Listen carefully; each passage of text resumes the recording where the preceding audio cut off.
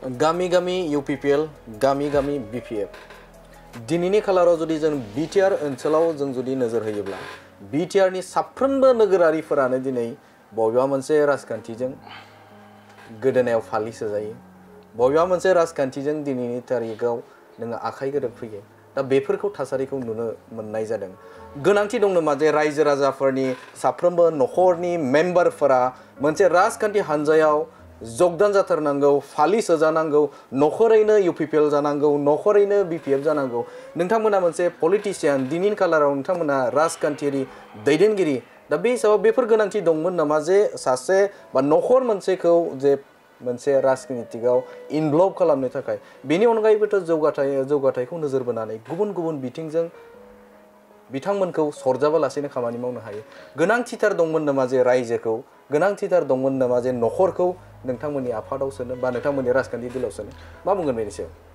बेनि सायाव क्लियार काट बाथ्राया बेनो मोजां मानसिफोरा पलिटिक्सआव फैनांगौ गोबां मानसियानो पलिटिक्सखौ ओरैबायदि गाज्रि होननानै गोजाननिफ्राय समालोचना खालामो जों पलिटिक्सआ जुदि गाज्रिब्ला गेजेराव जों नुनो मोनदों जे जाय UPPL खौनो मोजां बुंनो रोङा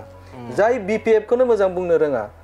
जाय गामिनि सासे बुरै मानसि जाय गामिनि जेबो बियो बेनि सायाव नलेज गैया बोराय मानसि दा बेफोरबो BPF आव हाबो बेफोरबो दिनै UPPL आव हाबो मा जाहोनाव नोंथांमोना दिनै गावबा गावनि बेनि ट्रेनखौ जागायग्रा मानसिया जाबाय मानाव गेदेर हाग्रामा महिलारि बिथाङा बाथौ खेराइ रिजर्टआव मानसिफोरखौ लाबो तारमाने गावजों मानसि दङ होनना देखायनो थाखाय बिथांनि जि माने अस्तित्व पलिटिकेल अस्तित्व साम्रायजोखौ हमथानो थाखाय बिथाङा लास्ट जुद्धखौ होदों बेनि थाखाय माने बाथौ खेराइ रिजर्टआव अमा बेदर जाहोगोन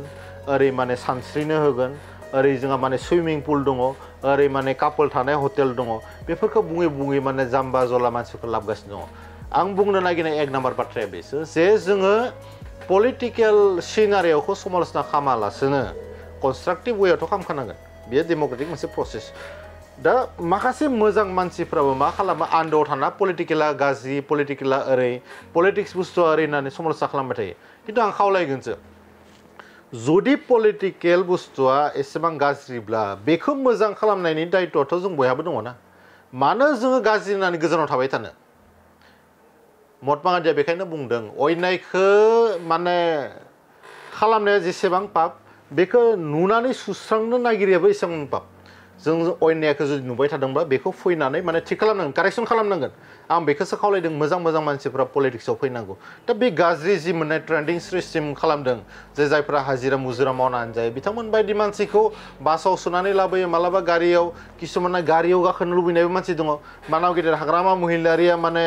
ससियेल मिडियायाव होनो थाखाय गावखौ माने जाहिर खालामनो थाखाय आं जे दाबो दङ बेखौ जाहिर खालामनो थाखाय बिथाङा गले माने बेफोरबायदि स्ट्रेटेजिखौ लानो गोनां जादों बेफोरो फ्लप्स आरो आं खावलायगोन जे बेफोरबायदि जाम्बा जला मानसिफोरखौ पलिटिकेल स्केपगट जाहाथे खालामा नंगौ लाइमोनफोरा दिनैनि तारिखाव जायफोरा मेच्युरिटि लेभेल मोनबाय बिथांमोना पलिटिक्सआव फैदों मोजां बाथ्रा बिथांमोना मोनसे एनालाइसिस केपासिटिया फैबाय खिन्थु जायफोर मानसिया पलिटिक्सनि पिबो मिथिया बिथांमोन बायदि मानसिखौ लाबोनानै ओरैनो जाहाथे बोलेका पथा खालामा आं बेखौ खावलायदों दा बेखौ खालामग्रा मानसियानो मानाव गेदेर हाग्रामा महिलारि बेनिखायनो जोङो माखासे मानसिखौ UPPL आव फैबाबो जों जयनिं खालामग्रा जों बिथांमोनखौ सान्द्रिजों माने सालिग्रोयो जोङो स्केन खालामग्रोयो आल्ट्रासाउन्डआव जों बिसोरखौ माने सोनानै नायग्रोयो मानसिफोर थिग दङ ना गैया होननानै बेनि उनावसो जों बासिनानै लायो जे मानसिया जुदि थिग दङब्ला बेहा जुदि नारि केलेंकारि गैयाब्ला बे जुदि जौ लोङाबा जों बेखौ लागोन बे जुदि जुवा गेलेयाबा जों बेखौ लागोन जाय मानसिया बेफोरबायदि गाज्रि माने थासारिजों अराय सम माने गफबना थाबाय थायो जों बेफोरबायदि मानसिखौ सुस्रांनो थाखाय नाजायो बिथांमोन बायदि मानसिखौ जों मोजां मोनसे प्लेटफर्मनि गेजेरजों मोजां साजेसननि गेजेरजों जाहाथे बिथांमोना इयुनाव सुबुं सम्पद जानो हायो जों बेखौ नोजोर होयो नाथाय जों एकदम माने गेसाव गोफोन जेरैबायदि BPF आ लाजोबो बेफोरबायदि जों पार्टियाव खालामाखै आरो रायजो बिथांमोना नुगासिनो दङ जे BPF नि जिफोर एक्टिभिटिस जोबोद माने गाहायाव गोलैबाय जिहेतु बिथांमोना अलमस्ट माने धंस जाबाय बेनिखायनो बिथांमोना मा खालामगोन मा मागोन माने गोसोआ स्थिर गैया जादों आं खावलायदों मानाव गेदेर हाग्रामा महिलारि बिथाङा जिहेतु पावारबो गैला रायजो राजानि माखासे पापखौ अभिशापखौ बिथाङा लादों गावनि गाज्रि खामानि मावनायनि थाखाय एसे बिथाङा बाथौ खेराइ जितु रिजर्ट दङ बेखौ बाथौ मन्दिर खालामनानै बेयाव जितु माने जौ लोंनाय हुदा जेरैबायदि माने माबा बार्थडे फालिनानै सोरनिबा माबा मोनसे एनिभार्सारि फालिनानै बिराद लोंना जानानै हुलुस तुलुस खालामनाय बेफोर कालसारखौ बाद होनानै मोजां मोनसे बाथौ मन्दिर बिथाङा जितु बाथौ खेराइ रिजर्ट होदों माने मुंखौ बाथौ मन्दिर मोजां खालामनानै बेयाव जाहाथे बिथाङा गोसो गोरबोजों आफा बोराइ बाथौखौ बिथाङा जाहाथे खुलुमो आरो रायजो राजानि जाहाथे मोजां खामानि मावनो हायो इयुनाव बेनि थाखाय बिथाङा आशीर्बाद लानांगौ आरो रायजो राजाखौ मोनसे स्कप होनांगौ बिथाङा जितु गोबाव सम गोलाव पाप खालामबाय बेनिफ्राय उद्धार मोननो थाखाय बिथाङा प्रासित खालामनायनि मोनसेल' लामाया बेनो बिथाङा बाथौ मन्दिरखौ इमिडियेट लुनांगौ जुदि एसे एनै रायजो राजानि मदद नांगौब्ला बिथांखौ होआलासिनो थानाय नङा जितु बिथाङा सिगां पाप खामानि मावबोदों बेखौ उद्धार खालामनो थाखाय रायजो राजायाबो निस्सय एसेबाबो बिथांखौ हेफाजाब होगोन